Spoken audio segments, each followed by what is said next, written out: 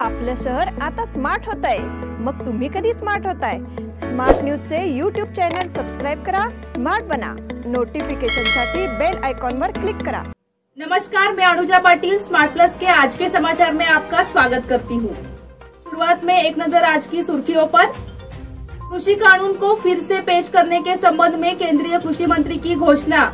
नया साल मनाने गोवा जाने वालों को कोरोना के नियमों का पालन आवश्यक। शहर के क्षेत्र में क्रिसमस उत्साह से मनाया गया। विकास की बातें झूठी, अधिवेशन की समाप्ति। डॉक्टर अंबेडकर विचार मंच एवं भीम सैनिक की ओर से 2 तारीख को निपानी में सम्मेलन। मुख्यमंत्री ने भी की खाऊ कट्टा की सैर। रंगोली के सप्तरंगों में खुशियों के दीप चमकाए, आराधना के साथ अपनी दिवाली मनाए। कपड़ों की दुनिया में एक भरोसेमंद और गुणवत्तापूर्ण नाम आराधना। गृहलक्ष्मी की सुंदरता की पहचान है साड़ी। घर की औरत का रुबाब और संस्कृति की देन है साड़ी। इस दिवाली के सुनहरे मौके पे आराधना लेके आए हैं महिलाओं के लिए मनपसंद साड़ीज और रेडीमेड सहित बच्चों के लिए आकर्षक और मनपसंद ड्रेसेस। पुरुषों के लिए जेंट्स वेयर में shirt, T shirts, jeans, formal और भी कई प्रकार के ड्रेसेस। जल्द ही अपनी मनपसंद ड्रेस खरीदे सिर्फ आराधना में। बेलगाम के वस्त्र जगत में बहुत ही बढ़िया है आराधना। नए कपड़े पहन के दीजिए दिवाली की शुभकामना। आराधना, मारुति गली, बेलगाम। अब समाचार विस्तार में। देश के कृषि क्षेत्र में महत्वाकांक्षी सुधार कर छोटे किसानों की आर्थिक प्रगति का दावा करने वाले तीनों विवादास्पद कृषि कानूनों को निरस्त करने के बाद अब केंद्रीय कृषि मंत्री ने बड़ा बयान दिया है। केंद्रीय कृषि मंत्री नरेंद्र सिंह तोमर ने नागपुर में एक समारोह को संबोधित करते हुए कहा कि इन तीनों कृषि कानूनों को वापस लाया जा सकता है। प्रधानमंत्री नरेंद्र मोदी ने 19 नवंबर को राष्ट्र को संबोधित करते हुए घोषणा की थी कि वह कृषि कानूनों को वापस ले रहे हैं। इसके बाद बिल को संसद में पास भी कर दिया गया। इसके साथ ही साल भर दिल्ली के फाटकों पर बैठे किसान अपने घर लौट गए। एनडीटीवी के मुताबिक नरेंद्र सिंह तोमर ने कहा कि इस बार कानून को निरस्त करने के लिए कुछ लोग जिम्मेदार हैं। उन्होंने यह भी कहा कि इन तीनों कृषि कानूनों को फिर से लाया जा सकता है। कृषि कानूनों के निरस्त होने से सरकार निराश नहीं है। किसान हमारे भारत की रीढ़ है, इसलिए हमने एक कदम पीछे लिया है और आगे भी करते रहेंगे, ऐसा नरेंद्र सिंह तोमर ने कहा। नया साल मनाने गोवा जाने वालों को कोरोना के नियमों का पालन आवश्यक। नए साल की बधाई समुद्र तट पर मनाने का रिवाज कई लोग खुशी और उत्साह के साथ मनाते हैं। नतीजन बेलगाम और आसपास के क्षेत्रों से हजारों लोग हर साल गोवा जाते हैं। हालांकि गोवा सरकार ने इस साल 31 दिसंबर को मनाने के लिए नए नियम बनाए हैं, इसलिए नागरिकों को चेतावनी भी दी गई है। गोवा के मुख्यमंत्री प्रमोद सावंत ने चेतावनी दी है कि क्रिसमस और नए साल के जश्न के लिए गोवा आने वाले पर्यटकों को कोविड के नियमों का पालन करना चाहिए और रात का कर्फ्यू जारी करने के लिए मजबूर नहीं किया जाना चाहिए। गोवा राज्य क्रिसमस और नए साल को बहुत उत्साह के साथ मनाता है। गोवा में 25 दिसंबर से 1 जनवरी तक बड़े उत्साह के साथ समारोह आयोजित किए जाते हैं। हालांकि राज्य सरकार ने स्पष्ट किया है कि गोवा के पर्यटकों या नागरिकों को जश्न मनाते समय कोविड के नियमों का पालन करने की जरूरत है। गोवा में अब तक ओमाइक्रॉन के संबंध में 28 लोगों की जांच की जा चुकी है। इनमें से 8 लोगों की रिपोर्ट नेगेटिव आई है। हालांकि इनमें से कुछ व्यक्तियों ने डेल्टा संस्करण के लिए सकारात्मक परीक्षण किया है, इसलिए गोवा पर्यटन विभाग सोमवार को नियमावली जारी करेगा। गोवा में कहीं भी समारोहों पर कोई प्रतिबंध नहीं है। हालांकि गोवा में कोविड के प्रोटोकॉल के अनुसार उत्सव आयोजित करने की अपील की गई है। शहर के क्षेत्र में क्रिसमस उत्साह में मनाया गया। बेलगाम और उसके आसपास के ईसाई समुदाय ने बड़े उत्साह के साथ क्रिसमस मनाया। इस मौके पर शहर के गिरजाघरों की ओर से प्रार्थना सभा का आयोजन किया गया।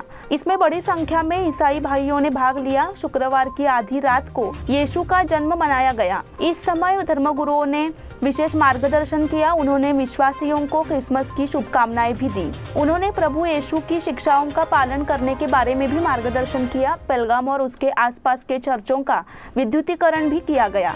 वहीं अलग अलग जगहों पर लोगों ने घरों में लालटेन जलाकर पर्व मनाया। क्रिसमस के मौके पर शहर क्षेत्र में विभिन्न स्थानों पर प्रतिष्ठानों को भी सजाया गया है, इसलिए पूरा शहर रोशनी से जगमगा रहा है। क्रिसमस के विभिन्न कार्यक्रमों में बड़ी संख्या में अंतरधार्मिक भाई बहन भाग लेते नजर आए। विकास की बातें झूठी, अधिवेशन की समाप्ति। सरकार की बेलगाम में शीतकालीन सत्र आयोजित करने की उम्मीद पूरी हो गई है। मुख्यमंत्री बसवराज बोम्मई ने इस बात की गवाही दी है कि यह सम्मेलन पूरी तरह सफल रहा है। शुक्रवार को अधिवेशन के समापन के बाद समग्र कार्य की समीक्षा से पता चला है कि अधिवेशन का निष्कर्ष केवल बातचीत और विकास के बीच में है। इस अधिवेशन के सकारात्मक पक्ष पर बेलगाम में कुछ नई पहल शुरू की गई है, साथ ही कुछ सरकारी योजनाओं को गति देने के लिए भी कदम उठाए गए हैं। अधिवेशन के आखिरी 10 दिनों के दौरान विधानसभा में लगातार हंगामा होता रहा। विपक्ष समूहों ने विधानसभा के बहिष्कार का आह्वान किया। मुख्य रूप से धर्मांतर विरोधी कानून के मुद्दे पर सरकार को मनाने का संघर्ष बेरोक-टोक जारी रहा। नतीजन विकास के मुद्दों को नजरअंदाज कर दिया गया। अधिवेशन मुख्य रूप से उत्तर कर्नाटक के विकास पर चर्चा के साथ समाप्त हुआ। उपलब्ध जानकारी के अनुसार उत्तर कर्नाटक के विकास पर चर्चा करने में केवल 6 घंटे लगे। करोड़ों रुपए लुटाए गए और विकास की कुर्बानी दी गई। अधिवेशन के दौरान आंदोलन कर रहे किसानों और अन्य संगठनों के सदस्यों को खोखले वादे के साथ खाली कराया गया। बहस और दंगे भड़कने के कारण सदन को स्थगित करने का समय आ गया था। तो इस सम्मेलन ने वास्तव में क्या हासिल किया, ऐसा सवाल जनता पूछ रही है। डॉक्टर अंबेडकर विचार मंच एवं भीम सैनिक की ओर से 2 तारीख को निपानी में सम्मेलन। निपानी क्षेत्र में क्रांतिकारी आंदोलन की एक लंबी ऐतिहासिक परंपरा रही है। दलित पैंथर, देवदासी, किसान ऐसे कई मामलों में अन्याय और उत्पीड़न के खिलाफ आंदोलन बने और सफल हुए। डॉक्टर अंबेडकर विचार मंच ने इस तरह के आंदोलनों की परंपरा को लगातार बनाए रखा है। इस अवसर पर एक प्रमुख शिव व्याख्याता और सामाजिक कार्यकर्ता माननीय प्रोफेसर नितिन भानगुड़े पाटिल उपस्थित थे। 2 जनवरी 2022 को इस विषय पर मार्गदर्शन दिया जाएगा। फुले शाहू अंबेडकर विचार सम्मेलन का आयोजन किया गया है और निपानी क्षेत्र के अंबेडकरवादी और समतावादी नागरिकों को डॉक्टर अंबेडकर विचार मंच के भीम सैनिकों के माध्यम से इस कार्यक्रम में भाग लेने की अपील की गई है। यह जानकारी अमित विचार मंच के भीम सैनिक अमित शिंदे, रतन पोल और प्रवीण माने ने मीडिया से बातचीत के दौरान दी। कार्यक्रम के प्रारंभ में स्वागत और परिचय दीपक शेवाले ने किया। साथ ही बड़ी संख्या में डॉक्टर अंबेडकर विचार मंच के भीम सैनिक मौजूद रहे। मुख्यमंत्री ने भी की खाऊ कट्टा की सैर। गोवा वेस्ट में बना खाऊ कट्टा बेलगाम के लोगों के आकर्षण का केंद्र बन गया है। बेलगाम के लोगों के कदम यहाँ तरह तरह के व्यंजनों का लुत्फ उठाने के लिए मुड़ रहे हैं, तो शाम की भीड़ यहाँ चर्चा का विषय है। यहाँ के नागरिकों को स्वादिष्ट और मसालेदार खाने की दावत मिलती है, इसलिए बेलगाम में आज की युवा पीढ़ी के पास यहाँ आनंद लेने का एक शानदार अवसर है। इसके बारे में मुख्यमंत्री ने इससे पहले अपने भाषण में अभय पाटिल की तारीफ की थी। मुख्यमंत्री ने यह भी कहा था कि अभय पाटिल को इस तरह की अलग अलग परियोजनाओं को लागू करने के लिए स्पेशल पाटिल के रूप में जाना जाएगा। अधिवेशन की समाप्ति के बाद मुख्यमंत्री बसवराज बोम्मई ने तनाव से छुटकारा पाने के लिए खाऊ कट्टा जाना पसंद किया। उन्होंने इस जगह में विभिन्न व्यंजनों का स्वाद चखा। उन्होंने बेलगाम के स्वादिष्ट अलीपाक, हुबली का गिरमिट और पानीपुरी का स्वाद चखा। उसके बाद उन्होंने एक बार फिर अभय पाटिल की सराहना की। अब समय हो गया है छोटे से ब्रेक का। आप देखते रहिए smart plus. Poddar Brothers Jewelers, a perfect blend of traditional and modern jewelry in North Karnataka, Goa and Southern Maharashtra, serving since 5 generations.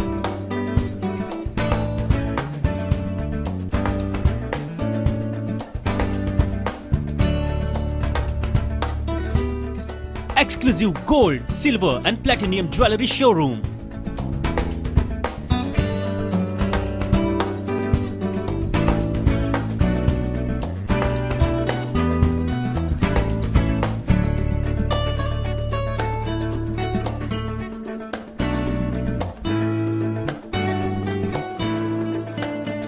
Poddar Brothers, Poddar Sons and Grandsons. Khade Bazar, Belgaum. Call is on 0831 240 or 51 or 52 or 53. Visit us at www.poddarjewelers.com. बेलगाम वासियों के पसंद में उतरा उड़ान बार and restaurant. Social distancing का ख्याल रखते हुए हमारा स्टाफ देता है बेहतरीन सर्विस का विश्वास। यहाँ है पार्टी और फंक्शन के लिए 3 आलीशान हॉल, कारपोरेट डिनर मीटिंग के लिए 3 अलग कक्ष, IPL मैच देखने के लिए 3 बड़े स्क्रीन की विशेष सुविधा। इसके साथ ही साफ सुथरा किचन, जहां हमारा वेल क्वालिफाइड स्टाफ देता है क्वालिटी और हाइजीनिक फूड की गारंटी। तो फिर खाने की हो बात तो आना परिवार के साथ। उड़ान बार एंड रेस्टोरेंट, लिंगराज कॉलेज के पास, बेलगावी। फोन 0831 2435 777। ब्रेक के बाद फिर से आपका स्वागत। औद्योगिक एस्टर को पर्याप्त बिजली आपूर्ति प्रदान करने के लिए मच्छे में सबस्टेशन की सीमा 110 से बढ़ाकर 220 केवी की जाएगी, ऐसा आश्वासन ऊर्जा मंत्री सुनील कुमार ने प्रस्तुत किया। Chamber of commerce and industries की बैठक विधायक अभय पाटिल की पहल पर बुलाई गई थी। चेंबर के अध्यक्ष रोहन जोवली, कुमार नाइक, हेस्कॉम भारती के प्रबंध निर्देशक डी चंद्रशेखर, तकनीकी सलाहकार KPTCL सहित वरिष्ठ अधिकारी उपस्थित थे। उद्योग बाग सहित औद्योगिक संपदाओं को पर्याप्त बिजली की आपूर्ति करने के लिए मच्छे 220 केवी सबस्टेशन 110 वी करने का निर्णय लिया गया। मंत्री सुनील कुमार ने आश्वासन दिया कि अगले 6 माह में यह काम हो जाएगा। बैठक में महादेव चौगले, प्रभाकर नागर मुन्नोली, भरत देशपांडे, महेश कुदड़े, वैभव यादव, रमेश देसुरकर और सुरेश यादव आदि शामिल थे।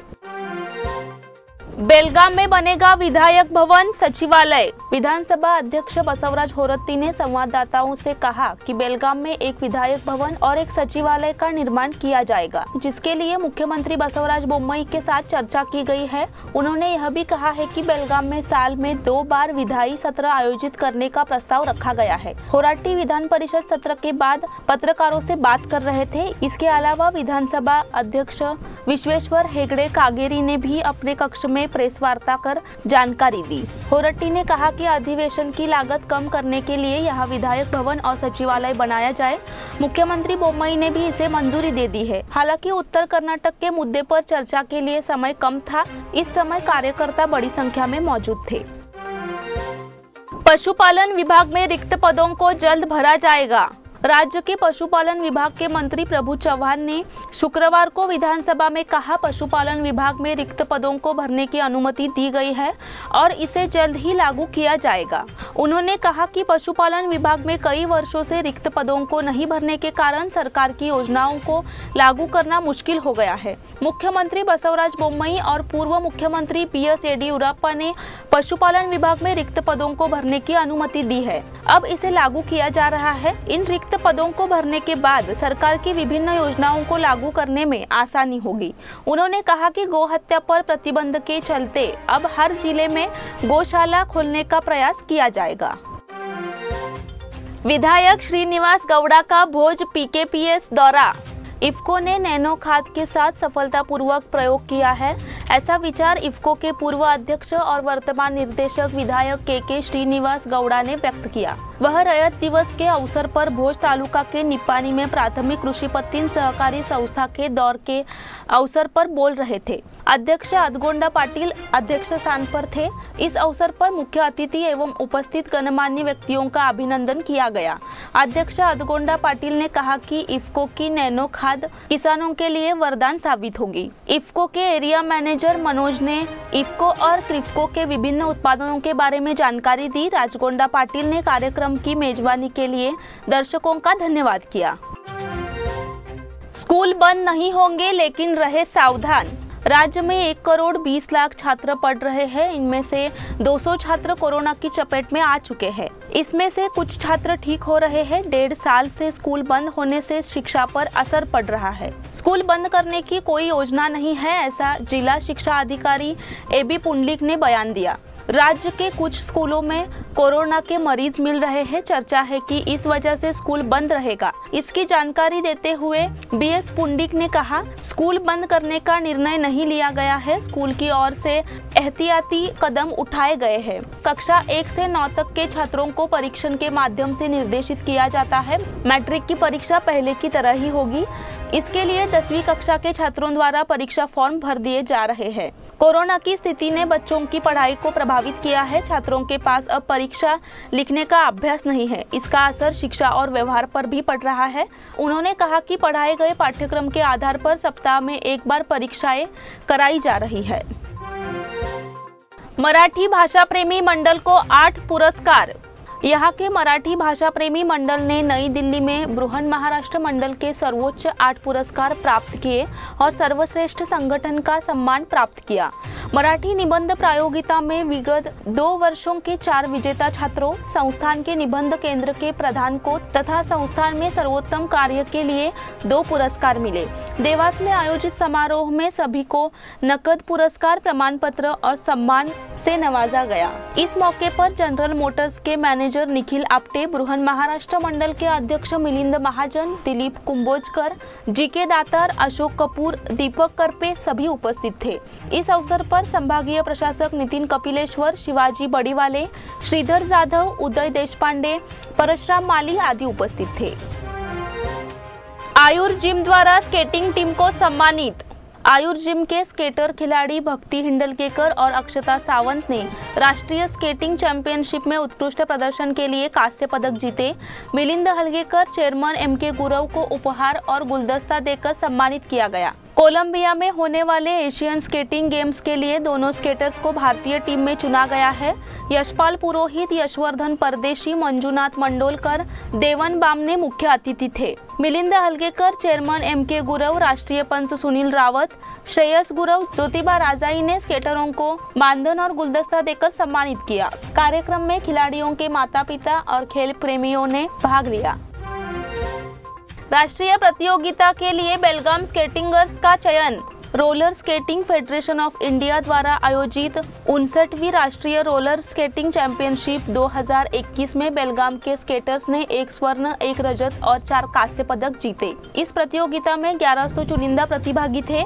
12 से 23 दिसंबर तक पंजाब में मोहाली, चंडीगढ़ में इनलाइन स्केटिंग, हॉकी और दिल्ली में स्पीड स्केटिंग प्रतियोगिताएं आयोजित की गई। स्पीड स्केटिंग में बेलगाम के अविनाश कामनवर ने 1 स्वर्ण और 2 कांस्य पदक जीते, जबकि आराध्या पी ने 1 रजत पदक जीता। इनलाइन हॉकी में भक्ति हिंडलगेकर ने कांस्य पदक और अक्षता सावंत ने कांस्य पदक जीता। पदक विजेता पिछले 12 वर्षों से केएलई सोसाइटी द्वारा संचालित Lingaraj college skating ring, Goa में rotary corporation sports academy skating ring और good shepherds central school international skating ring में स्केटिंग का अभ्यास कर रहे हैं। इन स्केटिंग करने वालों को डॉक्टर प्रभाकर कोरे, पूर्व विधायक श्याम घाटगे, राज घाटगे, बेलगाम जिला रोलर स्केटिंग संघ के अध्यक्ष उमेश कलगटगी, प्रसाद तेंदुलकर और स्केटिंग प्रशिक्षक सूर्यकांत हिंडलगेकर, योगेश कुलकर्णी, मंजुनाथ मंडोलकर, विठ्ठल गगने, अनुष्का शंकर और सक्षम जाधव ने प्रोत्साहित किया।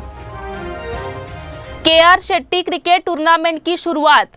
गुड शेफर्ड ग्राउंड में आयोजित किया गया KR Shetty cup cricket tournament गणमान्य व्यक्तियों की उपस्थिति में शुरू हुआ। पहले मैच में सीसीआई ने बीएससी को 69 रन से हराया। पहले बल्लेबाजी करते हुए सीसीआई ने 20 ओवर में 4 विकेट पर 161 रन बनाए। जवाब में बीएससी ने 9 विकेट के नुकसान पर 92 रन बनाए। दूसरे मैच में नीना स्पोर्ट्स कॉल हाथ में 5 विकेट लेकर बीसीए टीम पराजित हुई। सर्वज्ञ सामनावीर पुरस्कार के मानक वाहक बने। इसी के साथ स्मार्ट प्लस के आज के समाचार यहीं पे समाप्त होते हैं। धन्यवाद।